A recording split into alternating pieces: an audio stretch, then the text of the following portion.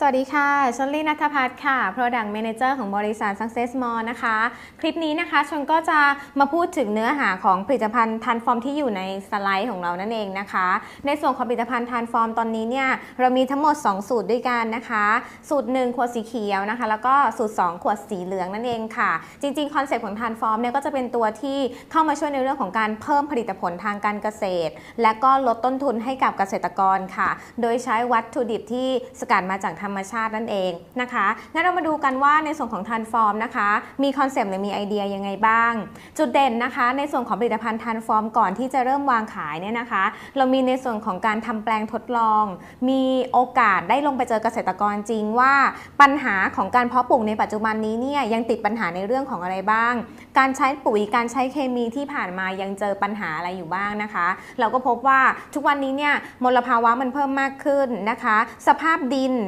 ส่วนใหญ่สภาพดินเนี่ยอินทรีย์สารในดินก็จะเริ่มน้อยลงไปแล้วทำให้การเพาะปลูกในปัจจุบันเนี่ยเริ่มมีปัญหาผลผลิตไม่มากเพียงพอ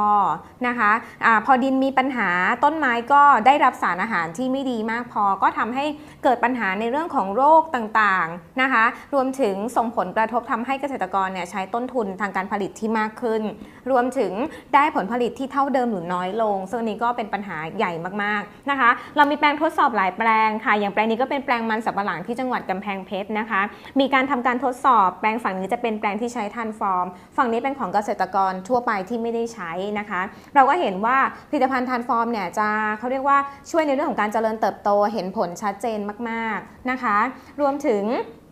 ในหลายๆพื้นที่เนี่ยเราก็มีทำการลงการทดสอบจนถึงการเก็บผลผลิตนะคะก็จะเห็นว่าแตกต่างกันชัดเจนระหว่างฝั่งที่ใช้Transformกับฝั่งที่ไม่ใช้Transformนะคะข้อดีคือผลผลิตที่ได้นะคะเกษตรกรประทับใจเพราะว่าปลอดสารเคมีนะคะแล้วก็เขาเรียกว่าสามารถเพิ่มผลผลิตได้มากขึ้นด้วยนะคะเรามีการทำการทดสอบทดลองนะคะกับพืชผักหลายๆแบบไม่ว่าจะเป็นไม้ดอกไม่ว่าจะเป็นพืชผักสวนครัวพืชไร่นะคะหรือว่าไม้ผลก็ตามแต่นะคะเราก็จะเห็นผลผลิตที่ชัดเจนมากขึ้นในทุกๆพื้นที่เลยเพราะฉะนั้นเนี่ยบริษัท Success Mall ก็เลยตัดสินใจว่าเราจะทำ Transform สูตร 1 แล้วก็สูตร 2 ในรูปแบบของน้ำสาเหตุที่เราทำ Transform ออกมาเป็นรูปแบบของน้ำนะคะเหตุผลเพราะว่าการที่เราทำอาหารพืชเป็นรูปแบบน้ำเนี่ยเราจะสามารถใส่ในส่วนของแร่ธาตุสารอาหารที่ครบถ้วนได้มากกว่าการทำปุ๋ยแบบเม็ดการทำปุ๋ยแบบผงหรือการทำปุ๋ยแบบแคปซูลทั่วๆไปนี่คือจุดเด่นที่เรามีนะคะต่อมาวันนี้เรามามองกันว่าผลิตภัณฑ์Transformสามารถทำอะไรได้บ้างเริ่มที่ผลิตภัณฑ์Transformสูตร 1 กันเลยนะคะวันนี้คอนเซปต์ของการทำผลิตภัณฑ์Transformหรือการใช้โครงสร้างของต้นไม้กับโครงสร้างของคนเหมือนกันนะคะยกตัวอย่างง่ายๆวันนี้อย่างคนเราต้องกินอาหารหลักให้ครบ5หมู่นะคะเราถึงจะเจริญเติบโต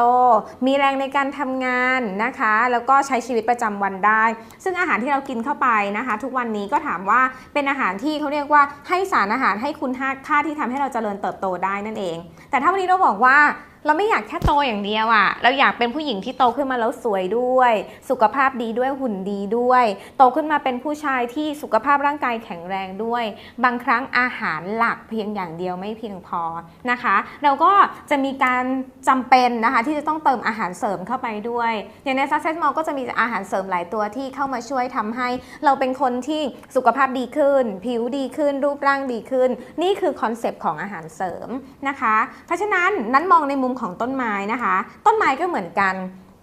สมมติวันนี้เราปลูกเมล็ดพืชนะคะแล้วเราก็ให้อาหารหลักไปซึ่งอาหารหลักของพืชเนี่ยก็จะมีตัวหลักอยู่3ตัวก็คือ NPK ไนโตรเจนฟอสฟอรัสแล้วก็โพแทสเซียมนะคะนอกจากนี้ก็จะมีในส่วนของธาตุอาหารรองเพราะฉะนั้นเนี่ยถ้าเราให้อาหารหลักนะเฉพาะ NPK อย่างเดียวเหมือนที่เกษตรกรเคยให้ถามว่าการเพาะเมล็ดพืชการเพาะท่อนพันธุ์ต้นไม้ก็สามารถเจริญเติบโตขึ้นมาได้ค่ะผลิดอกออกผลได้แต่ก็แค่เจริญเติบโตและผลิดอกออกผลตามสเต็ปแต่ไม่ได้เจริญหรือว่าไม่ได้สร้างผลผลิตที่ดีมากพอสำหรับการให้อาหารหลักเพียงอย่างเดียวนะคะจริงๆแล้วในการที่เราให้อาหารพืชหลายๆคนยังไม่เข้าใจว่าสมมุติว่าเวลาเราใส่ปุ๋ยลงไปในดินปั๊บไม่ได้หมายความว่าต้นไม้จะสามารถดูดอาหารเหล่านั้นขึ้นมากินได้เลยค่ะมันจะต้องมีกระบวนการหนึ่งเรียกว่ากระบวนการสังเคราะห์แสงหรือกระบวนการปรุงอาหารของพืชนั่นเองนะคะซึ่งในกระบวนการปรุงอาหารของพืชเนี่ยมันก็มีวัตถุดิบหลายอย่างเหมือนเว เวลาเราทำกับข้าวเลยค่ะก็จะมีหมูมีไก่มีผักนะคะมีเครื่องปรุงต่างๆเป็นวัตถุดิบในการปรุงอาหารกว่าเราจะกินได้ต้นไม้ก็เหมือนกันในการปรุงอาหารหรือการสังเคราะห์แสงของเขาเนี่ยเขาจำเป็นต้องใช้วัตถุดิบทั้งหมด9ตัวหรือ9ธาตุที่จำเป็นในการปรุงอาหารของพืชนั่นเองนะคะ3ก๊าซหรือ3ธาตุแรกคาร์บอนไดออกไซด์ไฮโดรเจนออกซิเจนเป็นก๊าซที่ต้นไม้สามารถดึงวัตถุดิบเหล่านี้มาได้จากน้ำหรือว่าจากอากาศนะคะส่วนอีก6ธาตุหรืออีก6วัตถุดิบก็คือไนโตรเจนฟอสฟอรัสโพแทสเซียมอันนี้เป็นอาหารหลัก NPK นะคะรวมถึงธาตุอาหารรองแคลเซียมแมกนีเซียมแล้วก็กัมมันถันนะคะซึ่งวัตถุดิบ6ตัวหรือ6ธาตุนี้จริงๆแล้วจะมีอยู่ในดินถ้าดินมีความสมบูรณ์มากพอต้นไม้จะแทบไม่จำเป็นต้องใส่ปุ๋ยเพิ่มเลยนะคะ9ธาตุนี้เป็นวัตถุดิบที่ต้นไม้ใช้ในการปรุงอาหารเสร็จแล้วส่งไปที่ใบแล้วใบก็จะส่งไปเลี้ยงส่วนต่างๆของต้นไม้นั่นเองนี่คือโครงสร้างปัจจุบันแต่วันนี้ transform เข้ามามีบทบาทเหตุผลเพราะว่า9ธาตุที่จำเป็นในการเป็นวัตถุดิบในการปรุงอาหารของพืชทุกวันนี้มันไม่สมบูรณ์แล้วยกตัวอย่างเช่นทุกวันนี้สภาพอากาศแปรปรวนเดี๋ยวฟ้าปิดเดี๋ยวฟ้าเปิดเดี๋ยวฝนตกเดี๋ยวแล้งนะคะทำให้ก๊าซที่พืชจำเป็นต้องใช้เนี่ยมีไม่สมดุลและอีกหนึ่งปัญหาคือปัญหาของน้ำด้วยความที่พอฝนตกไม่ต้องตามฤดูกาลก็มีปัญหาเรื่องน้ำมีปัญหาเรื่องภัยแล้งอันนี้ก็ส่งผลกับเกษตรกรด้วยต่อมาดู6วัตถุดิบที่อยู่ในดินอันนี้คือปัญหาที่มีมากที่สุดค่ะด้วยเหตุผลว่าทุกครั้งที่เราเก็บผลผลิตออกจากต้นไม้สมมติว่าวันนี้เราปลูกไม้ผลเราเก็บผลผลิตทุกครั้งที่เก็บผลผลิตออกจากต้นไม้จะดึงธาตุอาหารพวกนี้ออกจากดินนะคะพอเก็บผลผลิตหลายปีเข้าสังเกตว่าต้นไม้เนี่ยจะมีการออกผลผลิตที่น้อยลงในปีท้ายๆเหตุผลเพราะว่าอะไรเพราะธาตุอาหารในดินถูกดึงไปใช้ตั้งแต่ปีแรกๆที่เราเก็บผลผลิตแล้วนะคะเพราะฉะนั้นเนี่ยพอธาตุอาหารในดินไม่มีเกษตรกรต้องทำการปรุงดินใหม่ซึ่งส่วนใหญ่ไม่ค่อยมีใครปรุงดินกันนะคะแล้วที่สำคัญคือก็มีการใส่สารเคมีเติมลงไปใช้ปุ๋ยเคมีที่ค่อนข้างแรงเติมลงไปในดินบ่อยครั้งเข้าดินก็เสียมีปัญหาเรื่องค่าความชื้นไม่สัมพัทธ์มีปัญหาเรื่องดินเปรี้ยวดินเป็นกรดดินเค็มนะคะต้นไม้ก็จะดูดสารอาหารสารเคมีพวกนี้ขึ้นมาส่งผลทำให้เขาไม่สมบูรณ์ส่งผลให้การออกผลผลิตไม่สมบูรณ์ด้วยนี่คือสิ่งที่เกษตรกรต้องเจอนะคะจุดเด่นของทรานส์ฟอร์มสูตร1นะคะอย่างที่บอกไปว่าก็ช่วยในกระบวนการสังเคราะห์แสงเดี๋ยวเรามาดูกันวันนี้ถ้าเราบอกว่าเราไม่ได้อยากให้ต้นไม้แค่โตขึ้นมาอย่างเดียวนะคะเราอยากให้ต้นไม้ที่โตขึ้นมาออกผลผลิตดกๆแบบนี้ลูกใหญ่ให้ผลผลิตเยอะนะคะรูปร่างโอเคผลผลิตโอเครสชาติโอเคแล้วเนี่ย9ธาตุเมื่อสักครู่ไม่เพียงพอนะคะต้นไม้จำเป็นต้องใช้ธาตุทั้งหมด17ธาตุเป็นวัตถุดิบในการปรุงอาหารหรือสังเคราะห์แสงเหตุผลเพื่อให้ต้นไม้ที่โตขึ้นมาเนี่ยเพิ่มผลผลิตได้ขยายขนาดได้มีรสชาติที่อร่อยมีสีที่สวยเราจำเป็นต้องใช้ธาตุทั้งหมด17ธาตุนะคะเมื่อสักครู่เรารู้จักไป9ธาตุและเป็นวัตถุดิบหลักต่อมาเราจะมาเจอเครื่องปรุงกันบ้างค่ะเหล็กแมงกานีสสังกะสีทองแดงโบรอนโมลิบดินัมคลอรีนนิกเกิลพวกนี้เป็นธาตุอาหารที่เสริมขึ้นมานะคะเพื่อให้ผลผลิตเนี่ยที่ออกมาแล้วลูกใหญ่ขึ้นมีจำนวนมากขึ้นนะคะสีสวยขึ้นรสชาติอร่อยขึ้นนั่นเองทั้งหมด17ธาตุซึ่งวันนี้ทรานส์ฟอร์มสามารถตอบโจทย์เรื่องนี้ได้ยังไงบ้างเดี๋ยวเรามาดูกันนะคะพูดถึงผลิตภัณฑ์ตัวแรกทรานส์ฟอร์มสูตร1ขวดสีเขียวนะคะสำหรับทรานส์ฟอร์มสูตร1เนี่ยจุดเด่นของเขาคือเขาใช้วัตถุดิบที่มาจากธรรมชาติ 100% นะคะเราได้ไคโตซานที่สกัดมาจากเปลือกกุ้งกระดองสัตว์นะคะตัวนี้เนี่ยข้อดีคือปกติแล้วเวลาเกษตรกรทั่วไปใส่ปุ๋ยทางใบพ่นปุ๋ยทางใบไปจะต้องมีการใช้สารจับใบก่อนนะคะแต่สำหรับทรานส์ฟอร์มไม่ต้องเรามีไคโตซานเข้มข้นที่สกัดมาจากธรรมชาติมีสารจับใบธรรมชาตินะคะจุดเด่นของเขาคือเขาสามารถทำให้พืชกินอาหารได้ตลอด24ชั่วโมง สามารถทำให้พืชกินอาหารได้ตลอด 24 ชั่วโมงนะคะแล้วก็มีคุณสมบัติในช่วยในเรื่องของการเจริญเติบโตของพืชด้วยหลายคนถามว่าทานฟอร์มสูตรหนึ่งทำไมถึงสามารถทำให้ต้นไม้นะคะสามารถเจริญเติบโตได้ในข้ามคืนสามารถแตกยอดได้ในข้ามคืนสามารถเขียวได้ในข้ามคืนเหตุผลเพราะว่ามันมีเอนไซม์ที่ช่วยกระตุ้นในการเจริญเติบโตของพืชทำหน้าที่คล้ายไนโตรเจนหรืออาหารหลักของพืชนั่นเองนะคะมาดูกันตัวแรก Transform สูตร1ขวดสีเขียวเนี่ยมีส่วนประกอบของไคโตซานค่ะซึ่งสกัดได้จากพวกเปลือกกุ้งกระดองสัตว์เพราะฉะนั้นปลอดภัยแบบ 100% เป็นธรรมชาติเป็นออร์แกนิกนะคะในส่วนของไคโตซานเนี่ยจุดเด่นของเขาจะมีโครงสร้างของโพลิเมอร์ธรรมชาติโพลิเมอร์จะเป็นลักษณะหน้าตาเหมือนโครงข่ายเป็นเส้นใยธรรมชาติหน้าที่ของโพลิเมอร์เนี่ยเขาจะเปลี่ยนอะมิโนนะคะเปลี่ยนอะมิโนแล้วก็ช่วยในเรื่องของการตรึงไนโตรเจนหรือการเปลี่ยนไนโตรเจนที่อยู่ในดินหรือไนโตรเจนที่อยู่ในปุ๋ยที่เราใส่ลงไปเนี่ยนะคะเป็นไนโตรเจนที่พืชสามารถดูดไปกินได้ใช้นะคะดูดไปกินดูดไปใช้ได้ดีมากขึ้นมีหน้าที่ในการตรึงไนโตรเจนด้วยนอกจากนี้ในส่วนของไคโตซานนะคะยังมีเอนไซม์ตัวหนึ่งชื่อว่าเอนไซม์ไคติเนสซึ่งเอนไซม์ไคติเนสเนี่ยจุดเด่นของเขาจะช่วยในเรื่องของการยับยั้งหรือฆ่าเชื้อราฆ่าเชื้อแบคทีเรียเราถึงบอกว่าทานฟอร์มสูตรหนึ่งเนี่ยถ้าคุณพ่นไปตั้งแต่ต้นมันยังเล็ก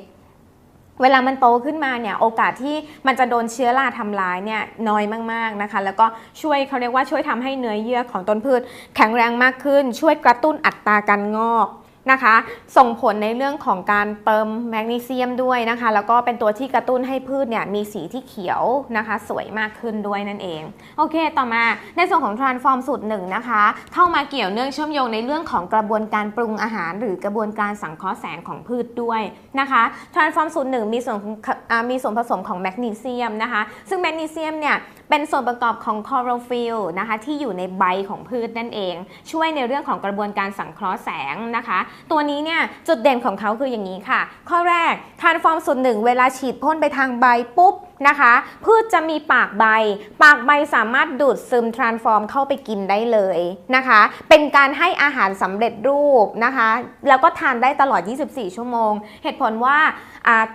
เมื่อพืชได้กินอาหารสำเร็จรูปเนี่ยมันไม่ต้องปรุงไงคะมันก็สามารถกินได้ตลอดเวลาเลยในขณะที่เราส่งทานฟอร์มสูตร1พ่นไปทางใบพืชได้กินอาหารสำเร็จรูปเรียบร้อยแล้วนะคะพืชจะกระตุ้นให้รากของตัวเองหาน้ำเหมือนวันนี้เรากินอาหารเรียบร้อยแล้วพืชจะกระตุ้นให้รากหาน้ำนะคะพอกระตุ้นให้รากหาน้ำมันก็จะมีโอกาสของการแตกรากขนหรือการแตกรากฝอยเพิ่มขึ้นพอรากฝอยหรือรากขนของพืชแตกเนี่ยก็จะทำให้เขาดูดน้ำได้ดีขึ้นดูดสารอาหารได้ดีขึ้นด้วยนะคะนอกจากนี้นะคะยังมีอะมิโนที่ช่วยสร้างฮอร์โมนการเจริญเติบโตด้วยมีอะมิโนที่ช่วยกระตุ้นการสร้างฮอร์โมนการเจริญเติบโตการใช้ทานฟอร์มสูตร1จึงเหมาะมากสำหรับต้นไม้ที่อยู่ในช่วงของการต้องการเร่งใบเร่งการเจริญเติบโตของรากเร่งการเจริญเติบโตของลำต้นหรือต้องการฟื้นฟูความแข็งแรงของต้นไม้นั่นเองนะคะต่อมาทานฟอร์มสูตร1มีส่วนในเรื่องของการแลกเปลี่ยนประจุบวกในดินด้วยนะคะอย่างที่ชนบอกไปด้วยความที่ปกติแล้วเนี่ยในดินจะมีธาตุอาหารหลักแล้วก็ธาตุอาหารรองอยู่ในดินอยู่แล้วนะคะ6ตัวด้วยกันแต่ปัจจุบันนี้ดินมันจะมีปัญหาตรงที่อินทรีย์สารในดินเริ่มน้อยเพราะว่าเราปลูกพืชมาหลายปีเข้าแล้วไม่มีการปรุงดินใหม่หรือมีการเติมสารเคมีเข้าไปในดินเยอะนะคะคราวนี้เนี่ยรากสังเกตต้นไม้ต้นไหนที่หาอาหารได้ไม่ดีนะคะเวลาเราดึงรากขึ้นมารากจะเป็นสีน้ำตาลเป็นสีสนิมเต็มไปหมดเลยนั่นหมายความว่าพืชเนี่ยเขาเรียกว่าไม่มีประจุในรากและไม่มีประจุในรากไม่สามารถดูดอาหารได้ดีในการใช้ทานฟอร์มสูตร1ทานฟอร์มสูตร1จะกระตุ้นค่ะให้ต้นไม้เนี่ยแตกรากขนออกมาแตกรากขนเป็นสีขาวๆออกมาเต็มไปหมดเลยข้อดีของรากขนคือมันจะสร้างประจุนะคะเวลาที่มันเจอปุ๋ยเกษตรกรใส่ปุ๋ยไปเต็มเลยนะคะปกติใส่ปุ๋ยอยู่แล้วแต่บางครั้งการใส่ปุ๋ยยี่ห้ออื่นๆทั่วๆไปไม่เห็นผลนะคะบางทีอาจจะเกิดจากการที่ต้นไม้ไม่มีประจุในรากนะคะดินไม่มีอินทรีย์สารที่มีประจุที่จะทำให้ต้นไม้สามารถดูดสารอาหารหรือดูดปุ๋ยขึ้นไปกินได้นะคะวันนี้เราสร้างประจุให้รากเพื่อให้ขนรากเนี่ย สามารถดูดปุ๋ยหรือดูดสารอาหารที่เกษตรกรใส่ไปขึ้นไปกินได้นี่คือจุดเด่นของทรานส์ฟอร์มอีก1ข้อช่วยเพิ่มประจุช่วยกระตุ้นการสร้างขนรากช่วยกระตุ้นการแตกรากฝอยนะคะเพื่อให้ต้นไม้สามารถดูดกินปุ๋ยหรือดูดกินสารอาหารในดินได้ดีมากขึ้นนี่คือจุดเด่นของทรานส์ฟอร์มสูตร 1นะคะต่อมาในส่วนของทรานส์ฟอร์มสูตร 1มีคุณสมบัติในการป้องกันแมลงด้วยค่ะในทรานส์ฟอร์มสูตร 1มีส่วนผสมของแคลเซียมนะคะซึ่งแคลเซียมข้อดีของเขาจะกระตุ้นการสร้างเนื้อเยื่อช่วยให้เปลือกช่วยให้เนื้อเยื่อของต้นไม้ช่วยให้เนื้อเยื่อของใบแข็งแรงมากขึ้นเวลาโดนแมลงทำลายสมมติว่าวันนี้แมลงมาถึงจะมากินใบพืชหรือจะมากินลูกพืชที่ต้นไม้ของเรานะคะข้อดีก็คือเนื้อเยื่อเขาจะเหนียวเวลาแมลงกินก็รู้สึกว่าไม่อร่อยเลยนะคะด้วยความที่เนื้อเยื่อของมันเนี่ยมีความแข็งแรงมากขึ้นก็ช่วยเสริมความแข็งแรงให้ต้นไม้ได้นะคะโอเคต่อมานี่คือคอนเซปต์ของ Transform สูตร 1นะคะเพราะฉะนั้นอย่างที่บอกไป Transform สูตร 1ใช้วัตถุดิบที่มาจากธรรมชาตินะคะมีส่วนผสมของไคโตซานที่มีเอนไซม์ไคติเนสช่วยป้องกันเรื่องของเชื้อราเชื้อแบคทีเรียได้ดี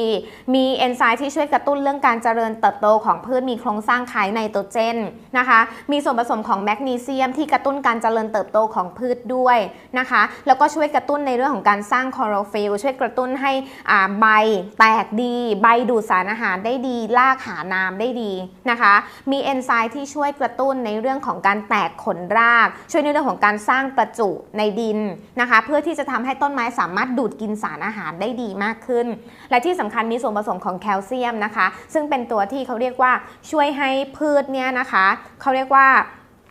มีกระบวนการของการเจริญเติบโตได้ดีแล้วก็ช่วยให้เนื้อเยื่อแล้วก็เปลือกของมันแข็งแรงมีความทนทานต่อแมลงได้ดีมากขึ้นนั่นเองนะคะต่อมา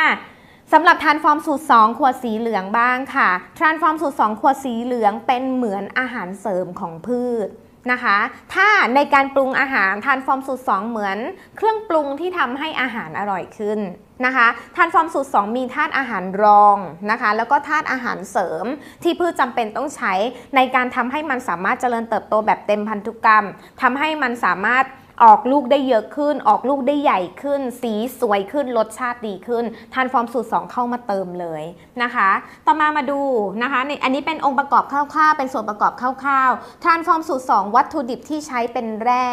นะคะฟอสเฟตเพอร์ไลท์ฮิวมัสแกรนิตพวกนี้จะเป็นแร่หินหมดเลยแล้วเราสกัดให้ได้ธาตุอาหารรองธาตุอาหารเสริมที่พืชจำเป็นต้องใช้เพราะฉะนั้นปลอดภัยค่ะเป็นออร์แกนิกปลอดภัยในเรื่องของเขาเรียกว่า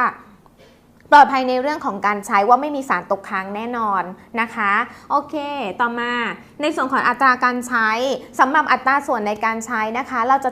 จัดตามลักษณะความบางของใบหรือจัดตามลักษณะของอายุพืชนะคะเราแบ่งกลุ่มชัดเจนต่อมามาดูนะคะในส่วนแรกสมมุติว่าวันนี้เราจะใช้ทรานส์ฟอร์มกับผักที่มีลักษณะแบบบอบบางนะคะต้องดูแลดีๆมีอายุการเก็บเกี่ยวที่สั้นอย่างเช่นผักไฮโดรโปนิกเห็ดนะคะหรือว่าเป็นในส่วนของไม้ดอกเราจะใช้ทรานส์ฟอร์มแค่นิดเดียวนะคะอย่างเช่นอย่างนี้เราจะใช้ทรานส์ฟอร์มอยู่ที่5 ถึง 10 ซีซีต่อน้ำ20 ลิตรเราเทียบที่น้ำ20 ลิตรสมมุติวันนี้เราใช้200 ลิตรเราก็สามารถบวกทรานส์ฟอร์มขึ้นไปได้นะคะอย่างผักใบบางๆหรือไม้ดอกเราจะใช้ทรานส์ฟอร์มอยู่ประมาณ5 ซีซีนะคะฉีดพ่นทุกๆ7 วันนะคะฉีดพ่นทุกๆ7 วันเวลาฉีดพ่นพยายามปรับหัวให้เป็นฝอยเป็นละอองที่สุดนะคะสังเกตภาพนี้นะคะอย่างอันนี้จะเป็นผักไฮโดรโปนิกที่ปลูกในน้ำจะเป็นผักออร์แกนิกปลอดสารพิษนะคะสังเกตว่าตอนแรกเนี่ยรากสนิมจะเต็มเลยนะคะรากจะเป็นสีน้ำตาลหมายความว่าแบบนี้เนี่ยเวลาที่มันออกใบหรือออกหัวมาเนี่ยมันจะไม่ค่อยสมบูรณ์แต่สังเกตว่าพอใช้ทรานส์ฟอร์มสูตร 1ไปเห็นไหมคะว่ารากนะคะจะแตกขนรากออกมาเยอะขึ้นรากขาวรากยาวเพราะฉะนั้นมันจะหาน้ำหาอาหารได้ดีมากขึ้นก็ทำให้เวลาฉีดพ่นเนี่ยส่งผลให้ใบสวยช่อสวยและที่สำคัญคือปลอดสารเคมีไม่มีสารเคมีตกค้างด้วยนะคะให้ดูตัวอย่างไม้ดอกนะคะอย่างอันนี้ที่เมืองไทยก็คือดาวเรืองอย่างดาวเรืองนะคะเห็นไหมเราจะปลูกวัดกัน2ฝั่งนี้ใช้ทรานส์ฟอร์มกับฝั่งนี้ไม่ใช้ทรานส์ฟอร์มอัตราส่วนการใช้ทรานส์ฟอร์ม5 ซีซีต่อน้ำ20 ลิตรฉีดพ่นทุก7 วันนะคะเริ่มฉีดพ่นได้ตั้งแต่มันเป็นต้นกล้าเล็กๆเลยนะคะฉีดพ่นไปเรื่อยๆช่วง5-6 ครั้งแรกที่เราต้องการบำรุงใบเราก็จะใช้ทรานส์ฟอร์มสูตร 1ก่อนพอถึงช่วงที่เรารู้แล้วว่าใกล้ๆจะติดดอกเราจะเริ่มเติมทรานส์ฟอร์มสูตร 2 2เข้าไปเพื่อให้ตอนออกดอกเนี่ยดอกมีความแข็งแรงกลีบสวยแล้วก็สีสวยดอกใหญ่มากขึ้นนะคะก็เห็นความแตกต่างชัดเจนอันนี้คือมือชนเองนะคะดอกดาวเรืองไซส์ที่เราเคยทำได้เนี่ยใหญ่ถึง5นิ้วเลยทีเดียวนะคะที่เมืองไทยเนี่ยถือว่าคัดและเป็นเกรด A แล้วก็เป็นไซส์จัมโบ้เลยนะคะอย่างอันนี้ก็เป็นกล้วยไม้สังเกตว่าสีจะสะอาดก้านจะหนานะคะอย่างแปลงนี้เนี่ยปกติเขาจะเก็บกล้วยไม้ได้ครั้งหนึ่งเนี่ยประมาณ 5,000 กรัมเวลากรัมออกมาเนี่ยจะได้ 5,000 กรัมแต่ว่าพอใช้ทานฟอร์มไปแล้วเพิ่มขึ้นอีก1เท่าตัวเป็น 10,000 กรัมเลยทีเดียวเหตุผลเพราะว่า1ต้นเนี่ยมันสามารถแตกดอกออกมาได้เป็น10ก้านเลยเพราะฉะนั้นเนี่ยแล้วก้านแต่ละก้านแข็งแรงดอกออกมาตรงสวยหนานะคะได้คุณภาพเพิ่มขึ้นแล้วก็ได้ปริมาณเพิ่มขึ้นด้วยโอเคต่อมาสำหรับพืชผักสวนครัวบ้างนะคะพืชผักสวนครัวผักใบที่เราใช้ทำอาหารกันต้นไม้พุ่มเตี้ยๆเล็กๆนะคะหรือพืชผักที่อายุการเก็บเกี่ยวไม่เกินสัก90วันนะคะพืชผักที่เก็บเกี่ยวได้ไวพืชใบเราจะใช้ทานฟอร์มนะคะอยู่ที่10-30 ซีซีต่อน้ำ20 ลิตรได้หมายความว่าช่วงที่มันยังเป็นต้นเล็กๆเราใช้ทานฟอร์มแค่ประมาณ10 ซีซีก็พอนะคะพอมันเริ่มสูงขึ้นมาหน่อยแล้วเราจะใช้อยู่ประมาณ20 ซีซีต่อน้ำ20 ลิตรนะคะ10-20 ซีซีต่อน้ำ20 ลิตร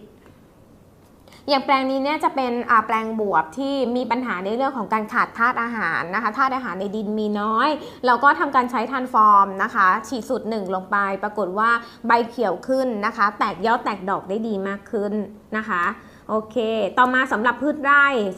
เราจะใช้ทานฟอร์มอยู่ที่ 20-30 ซีซีต่อน้ำ20 ลิตรนะคะไม่ว่าจะเป็นในส่วนของนาข้าวอ้อยมันสำปะหลังข้าวโพดสับปะรดนะคะพวกนี้เป็นพืชไร่หรือพืชที่อายุการเก็บเกี่ยวอยู่ราวๆประมาณสัก120 วันนะคะแบบนี้เราจะสามารถใช้ได้แล้วก็ฉีดพ่นทานฟอร์มทุกๆ15 วันอย่างพืชไร่ฉันแนะนำว่าเราสามารถใช้ทานฟอร์มสูตร1ฉีดไปเว้นไป15 วันแล้วฉีดสูตร2สูตร1สลับสูตร2แบบนี้ได้เรื่อยๆเลยนะคะอย่างนาข้าวอย่างที่บอกไปสำหรับนาข้าวเราสามารถใช้ทานฟอร์มสูตร1ในการแช่เมล็ดข้าวได้อัตราส่วนในการผสมนะคะไม่ว่าเราจะเอาทานฟอร์มสูตร1ไปแช่เมล็ดอะไรก็ตามแต่เราจะใช้ทานฟอร์ม1 ซีซีต่อน้ำ1 ลิตรนะคะผสมกันแล้วก็ใช้ในการแช่ข้อดีมันช่วยให้พืชสามารถแตกรากหรือแตกหน่อออกมาได้ดีมากขึ้นนะคะแล้วก็ทำให้เมล็ดพืชหรือต้นกล้าเนี่ยมีความแข็งแรงมากขึ้นด้วยนั่นเองอย่างนาข้าวเราก็จะใช้สลับกันทุกๆ15 วันสูตร1สลับสูตร2สูตร1สลับสูตร2ทุกๆ15 วันนะคะอันนี้เป็นตัวอย่างนาข้าวค่ะอย่างก่อนใช้เห็นไหมคะว่าใบจะรีบนะคะแล้วก็รากสนิมรากจะเป็นสีน้ำตาลนะคะหาอาหารไม่ค่อยเก่งแต่พอใช้ทานฟอร์มไปสังเกตว่ารากขนจะแตกเยอะขึ้นรากฝอยรากขาวแตกเยอะขึ้นต้นไม้หาอาหารได้ดีใบก็จะสวยด้วยนะคะจากก่อนที่ใช้ทานฟอร์มมีปัญหาเรื่องการโดนสารเคมีจากยาฆ่าแมลงนะคะหลังใช้ทานฟอร์มได้7 วันใบสวยนะคะใบสวยแตกใบดีขึ้นเราก็เก็บผลตั้งแต่ถึงตอนช่วงออกรวงนะคะอย่างแปลงนี้ค่ะอันนี้เป็นนาข้าวที่ประเทศไทยนะคะจังหวัดอยุธยาเป็นนาข้าว80 ไร่ข้อดีที่เราเห็นได้เลยคือทานฟอร์มเนี่ยช่วยให้รวงข้าวแข็งแรงนะคะแล้วก็ช่วยให้ต้นข้าวมีความแข็งแรงไม่ล้มเลยนะคะแล้วข้อดีคือเมล็ดเต็มเวลาเอารวงมาแกว่งเนี่ยเชื่อไหมว่าเม็ดมันแข็งแรงจนกระทั่งเม็ดมันไม่ร่วงลงมาเลยนะคะเกษตรกรก็ประทับใจมากแล้วก็สามารถเพิ่มผลผลิตได้เยอะด้วยต่อมาในส่วนของข้าวโพดบางคนก็ใช้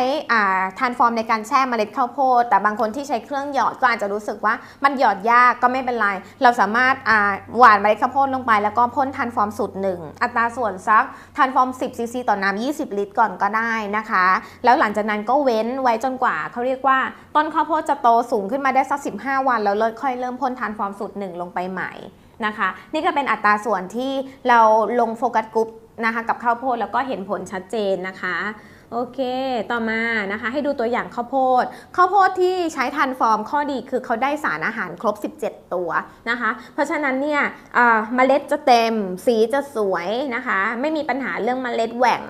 นะคะอันนี้ก็จะเป็นตัวที่เขาเรียกว่าช่วยได้ดีมากสำหรับอ้อยนะคะเราก็สามารถใช้ในการแช่ท่อนพันธุ์ได้มันสำปะหลังแนะนำให้แช่ท่อนพันธุ์ก่อนสักครึ่งชั่วโมงนะคะในการเอาไปปลูกข้อดีคือถ้าคุณเอาท่อนพันธุ์ไปแช่ก่อนไปแช่ในทานฟอร์มสูตร1นะผสมน้ำ1 ซีซีต่อน้ำ1 ลิตรนะคะ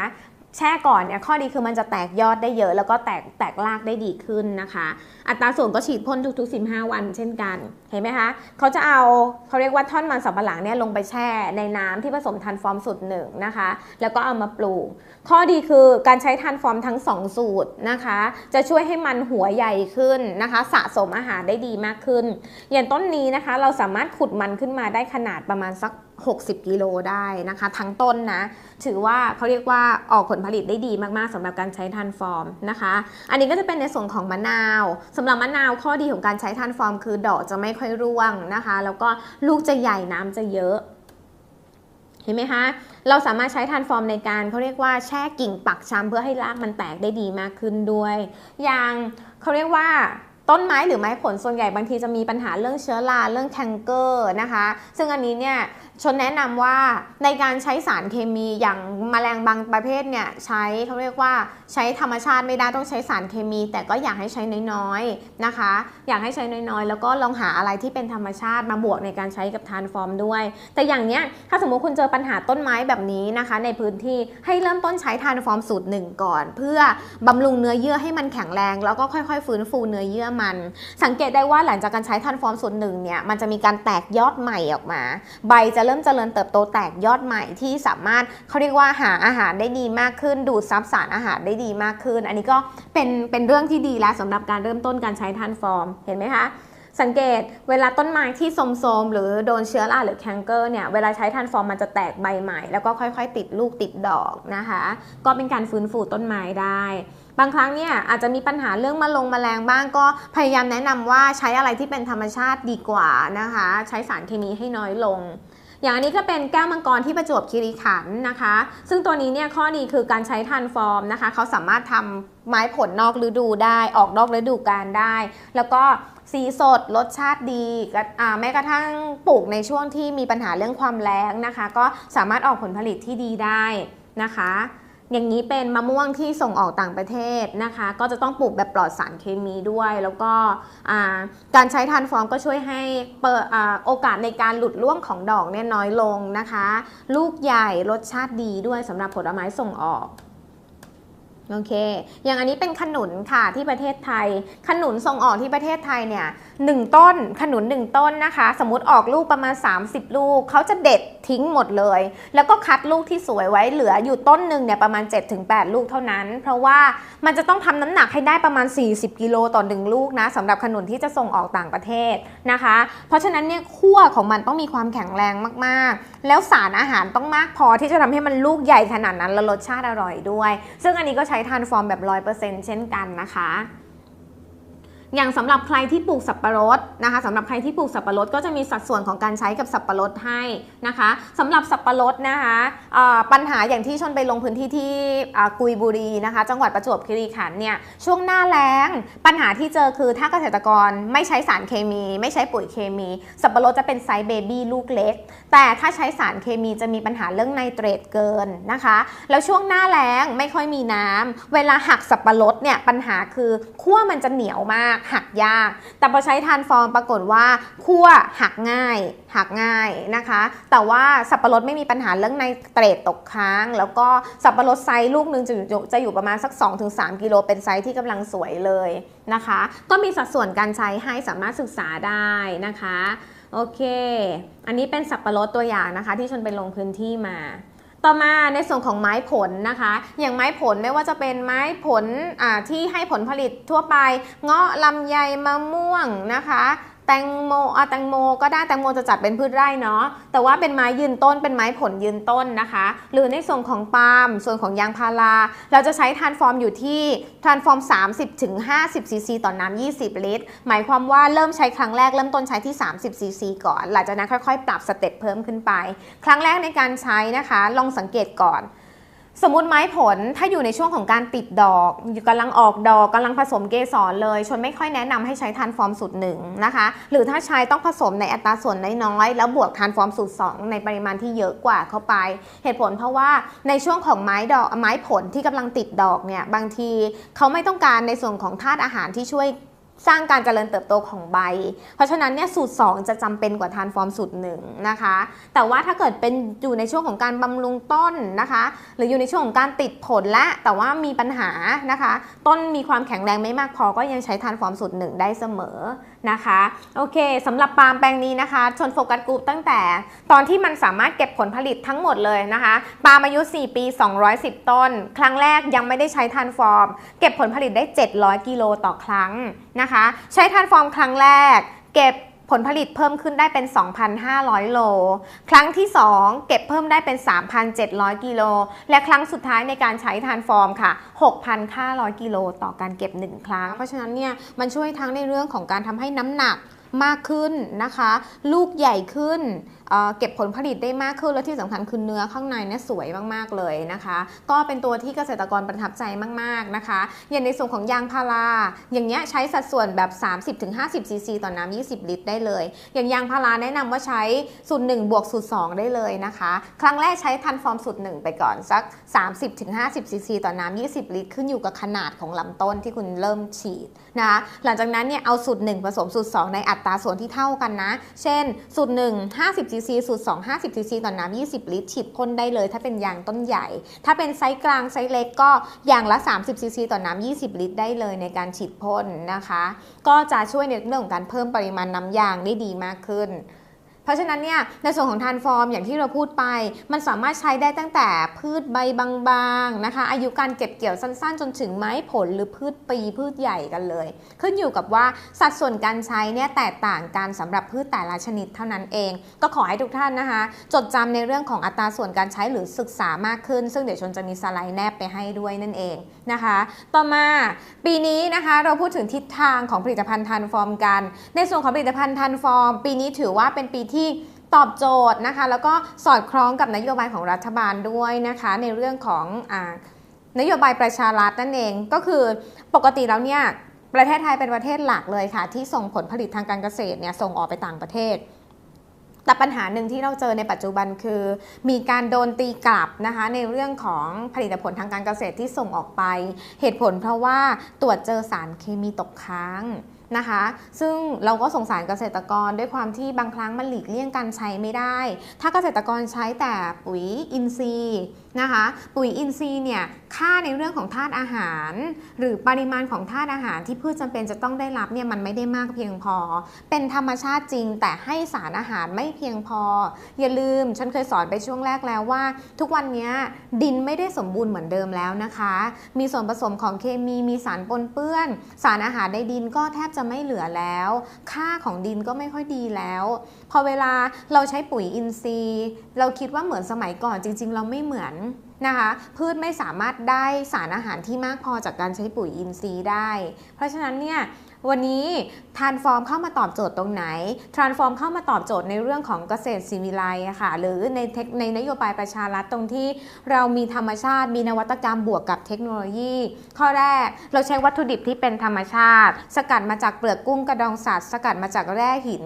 นะคะพืชสามารถดูดซึมไปใช้ได้ 100% ไม่มีสารตกค้างธรรมชาติแน่ๆข้อที่2ค่ะเรามีในส่วนของนวัตกรรมนะคะอย่างในส่วนของพวกโพลิเมอร์ธรรมชาตินะคะอย่างในส่วนของพวกนวัตกรรมต่างๆที่เราเติมเข้าไปในส่วนของทรานส์ฟอร์มด้วยนะคะต่อมาเรามีในส่วนของเทคโนโลยีนะคะ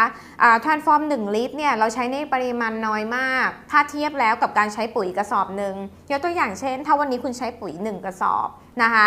คุณจะสามารถเขาเรียกว่าใส่ปุ๋ยได้ในพื้นที่การเกษตรประมาณ1ไร่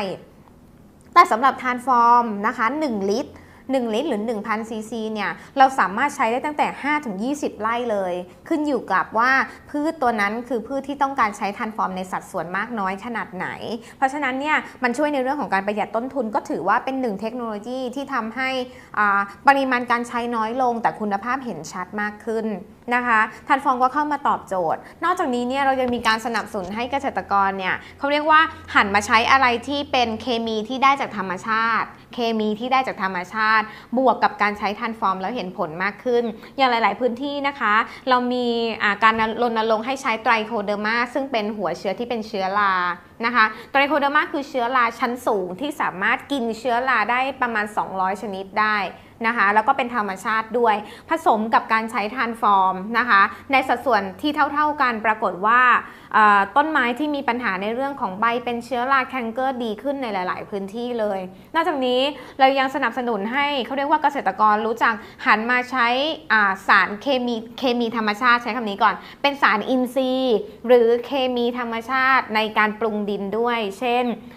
เริ่มสนับสนุนให้เกษตรกรใส่ปุ๋ยขี้หมูใส่ปุ๋ยที่มาจากมูลสัตว์นะคะในการปรุงดินสำหรับบางช่วงอย่างน้อยปีหนึ่ง2 ครั้งมีการปรุงดินเติมสารเติมอินทรีย์สารเข้าไปในดินด้วยนอกจากนี้บางพื้นที่ที่มีปัญหาเรื่องดินเป็นกรดนะคะมีปัญหาเรื่องสภาพดินแย่ๆก็อาจจะมีการเติมแคลเซียมคาร์บอเนตหรือการเติมโดโลไมต์เข้าไปซึ่งเป็นตัวที่ช่วยปรับสภาพดินเป็นตัวที่ช่วยปรับสภาพดินแล้วก็ไม่มีสารตกค้างนะคะหันให้เกษตรกรเนี่ยมาใช้ธรรมชาติมากขึ้นตัวเกษตรกรเองก็ปลอดภัยนะคะแล้วก็เราเองเราเป็นผู้บริโภคเราก็ได้ทานพืชผักผลไม้ที่ปลอดสารเคมีสุขภาพเราก็จะดีมากขึ้นด้วยนะคะเพราะฉะนั้นเนี่ยในส่วนของผลิตภัณฑ์ทรานส์ฟอร์มถือว่าปีนี้เนี่ยเป็นปีที่เจริญเติบโตได้ดีอย่างแน่นอนนะคะไม่ว่าจะเป็นในประเทศไทยหรือประเทศไนจีเรียหรือในประเทศต่างๆที่ตอนนี้ทรานส์ฟอร์มกำลังเข้าไปตอบโจทย์ในหลายพื้นที่นะคะอยากให้ทุกคนมั่นใจว่าทรานส์ฟอร์มเรามีจุดประสงค์หรือเรามีจุดมุ่งหมายนะคะต้องการให้เกษตรกรมีคุณภาพชีวิตที่ดีขึ้นต้องการให้การทำการเกษตรที่ใช้ทรานส์ฟอร์ม 100% เนี่ยเป็นการเกษตรแบบปลอดสารเคมีปลอดสารพิษเพื่อให้เกษตรกรมีสุขภาพที่ดีขึ้นเพื่อให้ผู้ทานมีสุขภาพที่ดีขึ้นและเพื่อยกระดับนะคะการเกษตรของประเทศไทยและประเทศที่กำลังจะมีโอกาสได้ใช้ทรานส์ฟอร์มในอนาคตนะคะโอเคสำหรับพรีเซนต์นี้นะคะชนก็ถือว่าน่าจะเป็นประโยชน์สำหรับหลายๆท่านที่ทำการตลาดในส่วนของทรานส์ฟอร์มอยู่เป็นข้อมูลเบื้องต้นที่เข้าใจง่ายๆสามารถใช้สอนทีมงานได้ทำความเข้าใจได้ง่ายด้วยนะคะสำหรับวันนี้ฉันก็ต้องขอลาทุกท่านไปก่อนกับสไลด์นี้นะคะโอเคก็ขอให้ทุกท่านนะคะเขาเรียกว่ามีคุณภาพชีวิตที่ดีแล้วก็มีเป้าหมายในเรื่องของการปรารถนาดีให้เกษตรกรนะคะมีชีวิตที่ดีขึ้นแล้วก็มีความสุขกับการใช้ทรานส์ฟอร์มด้วยสวัสดีค่ะ